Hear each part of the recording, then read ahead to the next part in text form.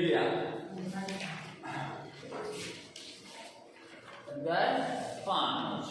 ठीक है भाई, अपनी केमिस्ट्री का लास्ट यूनिट है ये।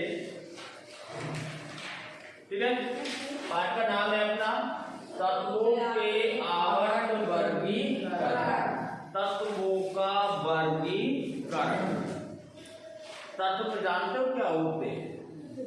टोटल तत्व कितने हैं? 108 किसने बोला? आने बोलो। अरे जाने जाने छोड़ो, ठीक है ना? देख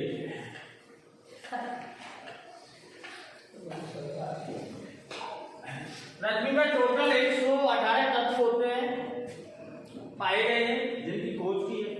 और जो भी नए तत्व खोजे जाते हैं वो 10 साल के अंतराल में आवर्त सारणी में जोड़े जाते हैं। मतलब ये नहीं है कि जैसे 2022 में नए तत्वों को जोड़ दिया तो 2023 में नए तत्व मिले तो 2023 में जोड़ दिया, नहीं। कब जोड़ेंगे वे? नेक्स्ट ईयर, 10 साल बाद। 10 साल बाद में कितने? 2032 में 2032 में वो तत्व जोड़ रहे। ठीक है ना? हर 10 साल के अंतराल में ये तत्वों को आवर्त सारणी में जोड़ा जाता है, जब तक ये जुड़ते ही रहते हैं। ठीक है? ठीक है भाई, तो आपको ज्ञात होगा तत्वों का आवर्त में वर्गीकरण कैसे करेंगे हम। आवर्त सारणी को किन किन वैज्ञानिकों ने अब तक बनाया है, कितनी आवर्त सारणी बनी है, ठीक है ना, और किस ढंग से आवर्त सारणी में तत्वों को व्यवस्थित किया है। ठीक है, बहुत अच्छा है, बहुत सीधा पाठ है, कहने का मतलब बहुत नॉर्मल पाठ है। यदि समझ में आ गया तो बहुत सीधा है, इसके बराबर सीधा पाठ शायद केमिस्ट्री में कोई शब्द नहीं। ठीक है भाई, देखिए अब तक कुल 118 तत्वों की जानकारी। अब तक कुल ज्ञात तत्व कितने हैं? 118। ठीक है ना? तत्वों के वर्गीकरण का अर्थ होता है, उसका मतलब होता है कि तत्वों को हम वर्गीकरण कैसे करें, तो उनके गुणधर्मों के आधार पर अलग अलग समूहों में व्यवस्थित ढंग से रखें। भाई तत्वों को जैसे आपकी क्लास में आप सभी बच्चों को आपके गुणधर्म के अनुसार बैठाया जाए तो बहुत अच्छा रहेगा। ठीक है ना? सिर्फ टीचर की नजर किस पर रहती है? इंटेलिजेंट बच्चे पर रहती है ना? जबकि इंटेलिजेंट बच्चों को पीछे बैठाओ और कमजोर बच्चों को आगे बैठाओ तो टीचर की नजर शायद उन पर आगे वालों पर है, कमजोर बच्चों पर, तो वो भी शायद उनका स्टैंडर्ड सुधर जाएगा। तो ये गुणधर्म होते हैं, सभी गुणधर्म के पाए जाते हैं बच्चे में। उसी प्रकार तत्व भी काफी गुणधर्मों के पाए जाते हैं, तो उनको उनके गुणधर्मों के अनुसार बैठाया जाता है आवर्त सारणी में, है ना? तो ये व्यवस्थित करना। सबसे पहले तत्वों को धातु व अधातुओं में वर्गीकृत करें। भाई जितने भी तत्व है उनमें से हम किसको निकालेंगे? धातु और अधातु को देखेंगे कि इनमें से धातु कौन सा है, अधातु कौन सा है, उसके हिसाब से हम वर्गीकरण करेंगे और वर्गीकरण करने पर हम इनको दबाएंगे। ठीक है भाई, तो देखिए आवर्त सारणी में सबसे पहले योगदान जो दिया था सबसे पहले किसने आवर्त सारणी का निर्माण किया था? वो थे डावे राइनर। ठीक है ना? वो कौन थे? डावे राइनर। इसने एक नियम दिया, त्रिक का नियम। इसने एक त्रिक का नियम दिया कि भाई आवर्त सारणी बनाएंगे, त्रिक नियम की बनाएंगे कि पहला, दूसरा और तीसरा, पहला, दूसरा और तीसरा, 3 तत्वों को एक लाइन में जोड़ दिया। जैसे ये मैं बना देता हूं 1 और 2 और 3, तो पहला तत्व आ गया, दूसरा आ गया, तीसरा आ गया। ऐसे ही इसने फिर नीचे जोड़े 3, फिर चौथा आ गया, 5 आ गया, छठा आ गया, फिर उसने नीचे और बढ़ाए 7 आ गए, 8 आ गए। ये त्रिक नियम है भाई, एक लाइन में कितने तत्वों को जोड़ना? 3 तत्वों को जोड़ना। ये डावे राइनर का त्रिक नियम है। तो डावे राइनर ने सबसे पहले तत्वों को व्यवस्थित किया। ठीक है, ध्यान रखोगे, सर्वप्रथम किसने किया व्यवस्थित? डार्विन ने 3 तत्वों का त्रिक बनाया जिन्हें परमाणु द्रव्यमान के आरोही क्रम में रखने पर बीच वाले परमाणु द्रव्यमान है ना अन्य 2 तत्वों के परमाणु द्रव्यमान का लगभग औसत होता है। इसने 3 त्रिक नियम बनाए और जो तत्वों का परमाणु द्रव्यमान है, पहले का और तीसरे का जो परमाणु द्रव्यमान है, वो इन दोनों का औसत निकाल के औसत जो आएगा वो किसका आएगा? मध्यमा। भाई इसने नियम बनाया कि पहले का तीसरे का जो औसत होगा परमाणु द्रव्यमान का क्या होगा? औसत होगा। वो तत्व कौन सा होगा? मध्यवर्ती। इन दोनों का औसत निकालेंगे, है ना, इन दोनों का औसत निकालेंगे तो मध्य वाला वो परमाणु द्रव्यमान जो जितना, जैसे मान लिया 2 परमाणु द्रव्यमान आ गया, कितना परमाणु द्रव्यमान? औसत कितना आया? 2। तो 2 परमाणु द्रव्यमान किसका है? उसी तत्व को यहाँ बैठा दिया जाए। इसका कहने का तात्पर्य ये है कि पहले का और तीसरे का जो औसत आएगा निकल के, औसत का सूत्र जानते हो आप? कैसे निकालते हो औसत? नहीं जानते? हाँ, मैथ वाले चर्चा कैसे निकालते, ठीक है ना? तो पहले और तीसरे का जो औसत निकल के आएगा, जैसे मान लिया 2 आ गया औसत, 4 आ गया, कितना आ गया? 4, औसत 4 आ गया, तो यहां वो एक तत्व में बैठेगा जिसका परमाणु द्रव्यमान कितना होगा? 4 होगा। जिसका परमाणु द्रव्यमान कितना होगा? 4 होगा, वो ही तत्व यहां बैठ जाएगा। 6 आ गया तो 6 वाला बैठ जाएगा, 8 आ गया तो 8 वाला बैठ जाएगा, 10 आ गया तो 10 वाला बैठ जाएगा। इसने तो भाई अपनी बात ही साबित कर दी कि भाई जितना भी पहले का और तीसरे का जो औसत निकल के आएगा, दोनों का औसत जो निकल के आएगा वो इनकी दोनों के किसमें बैठ जाएगा? मध्य भाग में। किसमें? मध्य भाग में बैठ जाएगा, ठीक है। तो देखो अन्य 2 तत्वों के परमाणु द्रव्यमान, अन्य 2 तत्वों के परमाणु द्रव्यमान का लगभग औसत होता है। अन्य 2 तत्व कौन से? पहला और तीसरा। पहला और तीसरा अन्य 2 तत्व हो गए ना, उनका जो औसत निकल के आएगा वो बीच वाला होगा। ऐसे नियम को डार्विन का त्रिक नियम कहते हैं और इस नियम को प्रतिपादित डार्विन ने किया था, इसलिए उसका त्रिक नियम कह दिया कि भाई 3 तत्वों को इसने सारणी में जमाया था, ठीक है। अब कौन कौन से तत्व है देखो, पहले उसने लिथियम को जमा दिया, फिर सोडियम को जमा दिया, फिर किसको जमा दिया? पोटेशियम। तो 3 ही जमे ना। अब इनका जो औसत निकल के आया, लिथियम का पोटेशियम का जो औसत आया है ना, वो सोडियम का परमाणु द्रव्यमान माना गया है। वो परमाणु द्रव्यमान किसका है? सोडियम का। तो इसने बीच में किसको बैठा दिया भाई? सोडियम को बैठा दिया। किसको बैठा दिया? सोडियम। ऐसे कैल्शियम और बेरियम का जो औसत निकल के आया है वो किसका हो गया? द्रव्यमान हो गया, ठीक है ना। तो इसको बैठा दिया। ऐसे क्लोरीन और आयोडीन का जो औसत निकल के आया है, परमाणु द्रव्यमान का जो औसत निकाला है वो किसको बैठा दिया? फिर इसने ब्रोमीन। तो ये आवर्त सारणी जो त्रिक नियम की है, ये इस प्रकार की आवर्त सारणी थी, ठीक है भाई, समझ में आएंगे। आगे देखो, डार्विन उस समय तक केवल 3 ही त्रिक याद कर सका। कितने ही त्रिक याद कर सका भाई? 3 ही त्रिक याद कर सका, बस इनको ही ये जमा पाया, आगे इस पे नहीं जम पाए और इनको ही जमा के ये शांत हो गए, ठीक है ना। तो इसको हम त्रिक नियम कहेंगे। अब त्रिक नियम की असफलता का कारण क्या? देखिए भाई, त्रिक नियम पूर्ण क्यों नहीं हुआ, असफल क्यों हुआ, ठीक है ना।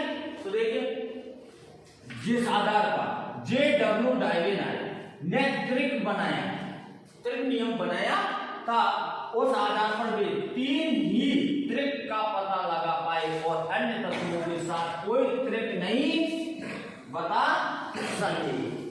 भाई अन्य तत्वों के साथ ऐसा कोई जरूरी है क्या? भाई जैसे एक का परमाणु द्रव्यमान 11 है, एक का 12 है, औसत आ गया। औसत का सूत्र होता है राशियों का योग बटे राशियों की संख्या। तो राशियों का योग कितना हो गया? 23। कितना हो गया यार? 23 बटे 2। अब बताओ इसमें कहाँ आएगा परमाणु द्रव्यमान? आ जाएगा क्या? नहीं आएगा ना। तो ये नियम क्या हो गया? फेल, रिजेक्ट हो गया। तो ये निश्चित नहीं है कि भाई प्रत्येक तत्व का परमाणु द्रव्यमान राशियों का योग बटे राशियों की संख्या से निकाला जा सकता है और हम उसको बैठा सके। तो ये नियम इसका चला नहीं और फेल हो गया। ठीक है ना। तो ये त्रिक नियम का पता लगा पाए वह अन्य तत्वों के साथ कोई त्रिक नहीं बता सके, इसलिए त्रिक में वर्गीकृत करने में यह पद्धति सफल नहीं हुई और इसलिए ये क्या हो गया मेरे लालो? असफल हो गया। क्या हो गया? असफल। ठीक है ना। ये तो हो गए हमारे डायवेनाइजर भाई साहब, जे डब्ल्यू है ना, ये ध्यान रखोगे ना। अगला आया अपना एक और भाई साहब आया न्यूलैंड। ठीक है। अब इसका अष्टक सिद्धांत, अष्टक सिद्धांत। अब ये अष्टक सिद्धांत कैसा? वो आपने वो देखा सारे गामा पा धा नी सा।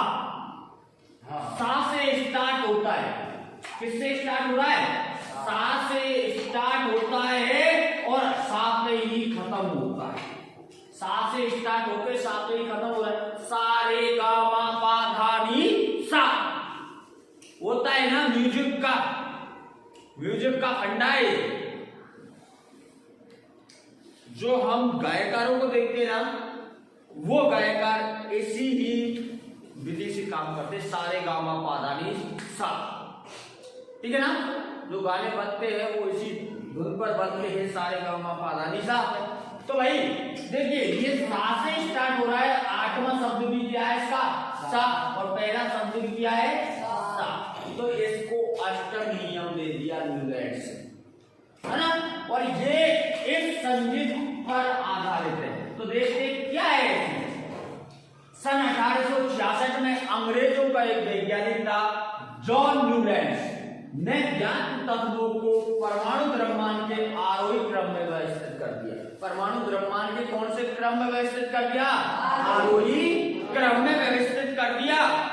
बट उन्होंने सबसे कम परमाणु द्रव्यमान वाले तत्व हाइड्रोजन से आरंभ किया। उन्होंने सबसे कम परमाणु द्रव्यमान किसका है? हाइड्रोजन। किसका? या तो उससे स्टार्ट कर दिया और 56वें तत्व थोरियम पर इसे समाप्त किया। और लाइफ का तत्व कौन सा था? थोरियम। तो कौन सा तत्व था वो? 56। उन्होंने पाया कि प्रत्येक 8वें तत्व का गुणधर्म, प्रत्येक 8वें तत्व का गुणधर्म पहले तत्व के गुणधर्म के समान है। जो पहले तत्व जमाया था, मैंने अभी बताया ना कि सा से स्टार्ट हो रहा है मेरे लाल और किसमें खत्म हो रहा है? सा पे। तो सा के जो गुणधर्म है, पहले के जो गुणधर्म है, वो गुणधर्म कौन से के होंगे मेरे लाल? आगे के। तो इसने जमाया था, उन्होंने पाया कि प्रत्येक 8वें तत्व के गुणधर्म पहले तत्व के गुणधर्म के समान है। भाई पहले जो तत्व था पहले नंबर का, उसके गुणधर्म जो है वो किससे मिल रहे? 8वें तत्व से मिल रहे हैं। लेकिन ये जरूरी थोड़ी है कि प्रत्येक तत्वों को ऐसे ही होगा, पहले के और 8वें के समान होंगे तत्व है। जरूरी है क्या? एक क्लास में सब बच्चे एक जैसे होंगे क्या? है कोई सभी इंटेलिजेंट होंगे क्या? सभी 90+ को क्रॉस करेंगे क्या? कोई ऐसा भी तो होगा जो फेल होगा, है ना? होगा ना। कोई पढ़ने में रुचि रखता है, कोई छोरी पटाने में रुचि रखता है, नहीं रखता है? अरे तुम रह दो। तो भाई देखिए पहले के गुणधर्म के और 8वें गुणधर्म के प्रत्येक तत्व के तो नहीं आ सकते, लेकिन उसने फिर भी कोशिश की और 56 तत्वों को इस प्रकार जमा दिया। कितने तत्वों को जमा दिया? 56। उन्होंने इसकी तुलना संगीत के अष्टक से, इसलिए उन्होंने इसे क्या सिद्धांत दे दिया मेरे लाल? अष्टक सिद्धांत दे दिया। और इसे न्यूलैंड का अष्टक सिद्धांत कहा जाता है। ठीक है भाई, ध्यान रखोगे। न्यूलैंड ने कितने को जमाया? 56 तत्वों, कितने को 56। और इस सिद्धांत के अनुसार देखिए क्या हुआ, तत्वों को उनके परमाणु द्रव्यमान के बढ़ते क्रम में व्यवस्थित करने पर प्रत्येक आठवें तत्व का गुणधर्म पहले तत्व के गुणधर्म के समान होता है। इस नियम को न्यूलैंड्स का अष्टक नियम भी कहते हैं। ठीक है ना। अब इसकी नियम क्या थे, सीमा क्या थी, उन पर भी चर्चा करते हैं हम। देखिए न्यूलैंड्स का अष्टक नियम की क्या सीमाएं, ठीक है ना, क्या सीमाएं थी, क्या विशेषताएं थी। देखिए अष्टक का नियम का यह सिद्धांत केवल कैल्शियम तक ही लागू हुआ। कौन से तत्व तक लागू हुआ मेरे लाल? कैल्शियम तत्व तक लागू हुआ, उसके बाद में ये कोई लागू नहीं हुआ। न्यूलैंड्स ने सोचा 56 तत्वों के अलावा भविष्य में अन्य तत्व नहीं मिले सकेंगे, लेकिन बाद उसने सोचा कि भाई जो 56 तत्व है फिलहाल में वही तत्व बनेंगे, इसके बाद में कोई तत्व कहां से आएंगे, तो उसने इतनों को तो भविष्यित कर दिया। अब उसे क्या पता कि बाद में और तत्व भी आ जाएंगे, है ना। लेकिन बाद में नए तत्व पाए गए और मिले तत्वों के गुणधर्म अष्टक सिद्धांत से मैच नहीं हुए। वो पहले वाले तत्व का आठवें वाले तत्व के गुणधर्म से मेल नहीं खाए और ये असफल रहे। न्यूलैंड्स का अष्टक सिद्धांत केवल हल्के तत्वों के लिए ठीक प्रकार से लागू हुआ, भारी तत्वों के लिए लागू नहीं हुआ। सिर्फ कैसे तत्वों के लिए लागू हुआ? हल्के तत्वों के लिए लागू हुआ। और आयरन को कोबाल्ट एवं निकेल से दूर रखा गया। आयरन को किससे दूर रखा गया? कोबाल्ट और निकेल से दूर रखा गया, जबकि उनके गुणधर्म में समानताएं है। आयरन को अष्टक सिद्धांत के अनुसार किससे दूर रखा गया? कोबाल्ट और निकेल से, जबकि उनके कैसे गुणधर्म है भाई? ठीक है भाई, ये दोनों वैज्ञानिक आपके खत्म हो गए। अब तीसरा जो आया वो बहुत इंपॉर्टेंट वैज्ञानिक है। कौन सा वैज्ञानिक आया? मेंडलीफ ने अपनी सारणी में तत्वों को उनके मूल गुणधर्म, परमाणु द्रव्यमान तथा रासायनिक गुणधर्मों में समानता के आधार पर व्यवस्थित किया। क्वेश्चन ध्यान रखना, मेंडलीफ ने आवर्त सारणी में तत्वों को किस आधार पर व्यवस्थित किया? तो किस आधार पर किया मेरे लालो? तत्वों को उनके मूल गुणधर्म के अनुसार, परमाणु द्रव्यमान के अनुसार और रासायनिक गुणधर्मों में समानता के अनुसार उसने आवर्त सारणी में तत्वों को व्यवस्थित किया। ध्यान रखोगे ना? हाँ, मेंडलीफ ने अपना कार्य आरंभ किया तब कितने तत्व थे टोटल? 63 तत्व। कितने? 63। उन्होंने तत्वों के परमाणु द्रव्यमान एवं उनके भौतिक तथा रासायनिक गुणधर्मों के बीच संबंधों का अध्ययन किया। उसने सर्वप्रथम क्या किया कि भाई तत्व जो है उनके भौतिक गुणधर्म और रासायनिक गुणधर्म दोनों का अध्ययन किया। दोनों का क्या किया? अध्ययन किया। और अध्ययन करने के बाद में उनके संबंध ढूंढे। ठीक है ना। अगला है मेंडलीफ की आवर्त सारणी में ऊर्ध्व स्तंभ को ग्रुप और क्षैतिज स्तंभ को, तो क्षैतिज पंक्तियां जो होती है उनको आवर्त कहते हैं। आपने देखा होगा यूं खड़ी लाइन होती है और कुछ यूं होती है ना, वो। ठीक है। अगला ऑक्सीजन एवं हाइड्रोजन के साथ बनने वाले यौगिक का चुनाव। मेंडलीफ ने क्या किया कि यौगिक बनाए, किसके साथ में? हाइड्रोजन और ऑक्सीजन के साथ में कौन कौन से यौगिक बनते? ठीक है ना। तो उन्होंने ऑक्सीजन एवं हाइड्रोजन का इसलिए चुनाव किया क्योंकि ये अत्यंत सक्रिय होती है। अत्यंत सक्रिय का मतलब ये तुरंत अभिक्रिया कर लेती है तथा अधिकांश तत्वों के साथ यौगिक बनाती है। दोनों जैसे जो है वो अधिकांश तत्वों के साथ में क्या कर लेती है मेरे लालो? अभिक्रिया कर लेती है और यौगिकों का क्या कर लेती है? निर्माण। क्या कर लेती है? निर्माण। तत्व से बनने वाले हाइड्राइड और ऑक्साइड के सूत्र को तत्वों के वर्गीकरण के लिए मूलभूत गुणधर्म माना गया है। ये ध्यान रखना, तत्व ये अंडरलाइन कर लेना, तत्वों से बनने वाले हाइड्राइड व ऑक्साइड के सूत्र को तत्वों के वर्गीकरण के लिए मूलभूत गुणधर्म माना गया है।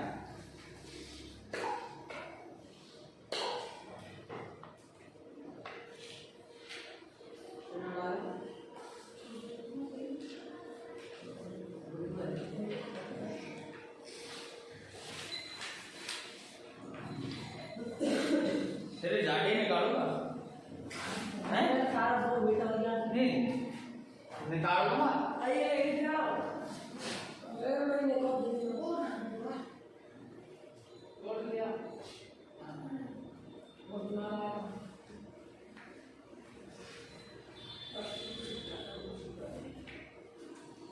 देखिए मेंडलिक की आवर्त सारणी का थोड़ा सा अवलोकन करते, चर्चा करते।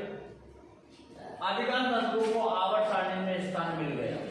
मेंडलिक की आवर्त सारणी जो थी उसमें ज्यादा से ज्यादा तत्वों को क्या मिल गया मेरे लालो, ठीक है ना। अपने परमाणु द्रव्यमान के आरोही क्रम में ये सब व्यवस्थित हो गए।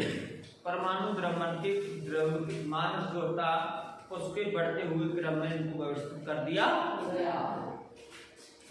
यह भी देखा गया कि समान भौतिक और रासायनिक गुणधर्म वाले विभिन्न तत्व एक निश्चित अंतराल के बाद में फिर आ जाते हैं। भाई जो समान भौतिक, जिनके समान भौतिक गुणधर्म है, समान रासायनिक गुणधर्म है, वो उन दो बार पुनः जैसे पहले पे आगे समान भौतिक और रासायनिक गुणधर्म वाले, वो इस साफे पे आगे मान लिया न 13 पे आगे न 15 पे आगे, एक निश्चित अंतराल में, अंतराल हो गया ना, निश्चित अंतराल हो गया ना अंतराल के मध्य में हो गया ना। तो एक निश्चित अंतराल के बाद में इनकी पुनः व्यवस्थित होते चले गए। ठीक है भाई, आगे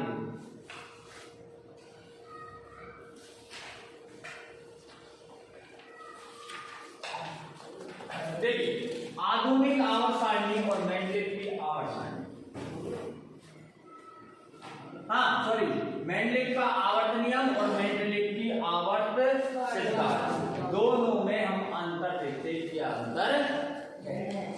तत्वों को बढ़ते परमाणु क्रमांक में व्यवस्थित किया गया। आवर्त सारणी में क्या किया गया? तत्वों को उनके बढ़ते परमाणु क्रमांक में व्यवस्थित किया गया, जैसे 1 2 3 4 5 ऐसे व्यवस्थित किया गया। फिर तत्वों को बढ़ते परमाणु क्रमांक को व्यवस्थित किया गया। ठीक है ना, ये तो परमाणु क्रमांक में व्यवस्थित किया गया इसको, और इसको परमाणु द्रव्यमान के बढ़ते हुए क्रम में व्यवस्थित किया गया। इस आवर्त सारणी में 18 ऊर्ध्वाधर 18 पंक्ति, ठीक है ना, और 7 क्षैतिज स्तंभ।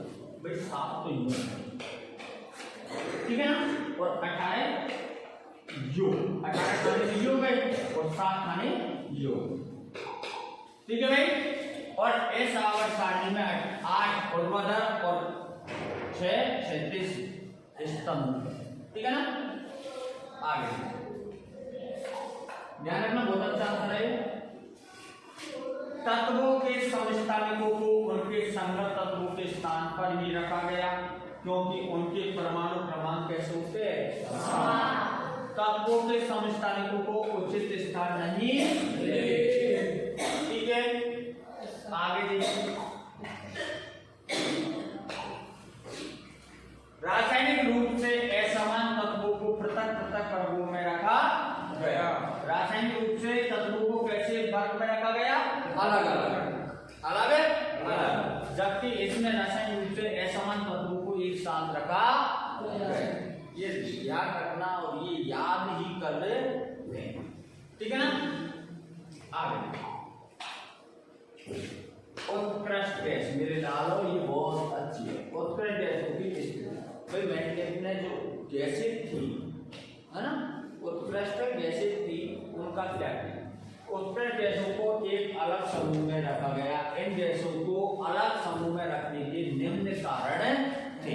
भाई ऐसा क्या था जो उनको अलग समूह में रखा गया? आपने देखा होगा आवर्त सारणी के नीचे एक छोटी सी लड़की रहती है ना, रहती है नहीं रहती आवर्त सारणी के नीचे, उसमें रखा गया, है ना। क्या कारण था? देखो पहला कारण कब हुई? बाद में, जबकि आवर्त सारणी का निर्माण पहले ही हो गया। ठीक है ना। मेंडलेव आवर्त सारणी में पूर्ण व्यवस्था में बिना किसी परिवर्तन के ही रखा जा सका। ये सभी समान रासायनिक गुणधर्म वाली होती है। ये जो होती है कैसे, इनके सबके रासायनिक गुणधर्म कैसे होते हैं? समान होते हैं। और ये बहुत अक्रिय होते हैं क्योंकि इनकी संयोजकता शून्य होती है। इनकी संयोजकता कितनी होती है मेरे लाल? शून्य होती है। इनका अष्टक पूर्ण होता है। इनका अष्टक क्या होता है? पूर्ण होता है। और ये किसी भी तत्व से इलेक्ट्रॉन की साझेदारी नहीं कर सकती है। ये सिर्फ एकल परमाणु होती है। इनका अष्टक पूर्ण होता है। ये किसी भी तत्व के साथ में इलेक्ट्रॉनों की क्या नहीं करेगी? साझेदारी नहीं करेगी। और इनका एकल परमाणु होता है। अब देखिए समूह क्या होता है। समूह आधुनिक आवर्त सारणी में समूह बाहरी कोश के सर्वसम इलेक्ट्रॉनिक विन्यास को दर्शाता है। समूह किसको दर्शाता है मेरे लालो? आधुनिक आवर्त सारणी में समूह बाहरी कोश, किसको? बाहरी कोश के सर्वसम इलेक्ट्रॉन विन्यास को दर्शाता है। यद्यपि समूह में ऊपर से नीचे की ओर जाने पर कोशों की संख्या बढ़ती जाती है। एक समूह में तत्वों की संयोजकता इलेक्ट्रॉनों की संख्या के समान होती है। ठीक है ना। आवर्त देखो, आवर्त क्या होते हैं? एक ही आवर्त में जब हम आगे बढ़ते हैं तो देखते हैं कि क्या देखते हैं? देखिए तत्वों की संयोजकता इलेक्ट्रॉनों की संख्या भिन्न है, लेकिन कोशों की संख्या कैसी है? समान है। तत्वों की संयोजकता कैसी है? अलग अलग है। इलेक्ट्रॉन की संख्या कैसी है? अलग अलग है, लेकिन कोशों की संख्या कैसी है? समान है। आवर्त में बाईं से दाईं ओर जाने पर परमाणु संख्या में इकाई की वृद्धि होती है। ध्यान रखना इंपॉर्टेंट। आवर्त सारणी में बाईं से दाईं ओर जाने आवर्त सारणी के आवर्त में बाईं से दाईं ओर जाने पर परमाणु संख्या में किसकी वृद्धि होती है? इकाई की वृद्धि होती है परमाणु संख्या में। तो संयोजकता इलेक्ट्रॉनों की संख्या भी कैसी होती है? संख्या में, इलेक्ट्रॉन की संख्या में भी क्या होगा? इकाई की वृद्धि होगी। ठीक है भाई। आगे देखिए, प्रत्येक आवर्त दर्शाता है कि एक नया कोश इलेक्ट्रॉन से भरा गया है। प्रत्येक आवर्त यह व्यक्त करता है कि एक नया कोश जो है वो इलेक्ट्रॉन से भरा जा रहा है।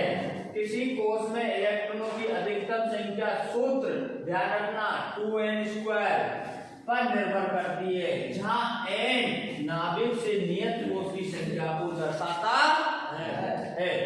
दूसरे और तीसरे आवर्त में 8 ही तत्व होते हैं। दूसरे और तीसरे आवर्त में कितने तत्व होंगे? 8, क्योंकि इन तत्वों को N और M कोश होता है। N का कोश कौन सा होता है मेरे लाल? N, जिनमें 8 से अधिक इलेक्ट्रॉन नहीं हो सकते, जिनमें 8 से ज्यादा इलेक्ट्रॉन नहीं हो सकते। आवर्त सारणी में तत्वों की स्थिति क्या होगी? देखिए, आवर्त सारणी में तत्वों की स्थिति उनकी रासायनिक अभिक्रियाशीलता का पता लगाती है। तत्व द्वारा निर्मित आवर्त के प्रारूप तथा इसकी संख्या संयोजकता इलेक्ट्रॉनों द्वारा निर्धारित होती है। ठीक है ना। इसकी जो तत्व द्वारा निर्मित आवर्त के प्रारूप तथा इसकी संख्या संयोजकता इलेक्ट्रॉन द्वारा निर्धारित होती है। और मैंने बताया था कि हम इलेक्ट्रॉन की तत्व की संयोजकता सबसे भारी कोश में जितने इलेक्ट्रॉन होंगे वही तो लेंगे हम, बता दिया था ना मैंने पहले। हाँ भाई, संयोजकता क्या होती है ये भी मैंने बता दिया। किसी भी तत्व की संयोजकता उसके परमाणु के सबसे भारी कोश में उपस्थित इलेक्ट्रॉन की संख्या को उसकी संयोजकता कहते हैं। जैसे 2, 8, 2। अब भारी कोश में इलेक्ट्रॉन कितने? 2। तो सोडियम की संयोजकता कितनी होगी मेरे लाल? 2 मान ली, है ना। यदि 1 इलेक्ट्रॉन है तो कितनी मान लेंगे? 1। ध्यान रखोगे। हाँ, आधुनिक आवर्त संयोजकता देखिए, किसी तत्व के परमाणु के सबसे भारी कोश में उपस्थित संयोजी इलेक्ट्रॉन की संख्या को संयोजकता कहते हैं। सबसे जो तत्व के भारी कोष होगा उसमें जितने इलेक्ट्रॉन होंगे वो उस तत्व की संयोजकता कहलाएगी। ठीक है, परमाणु साइज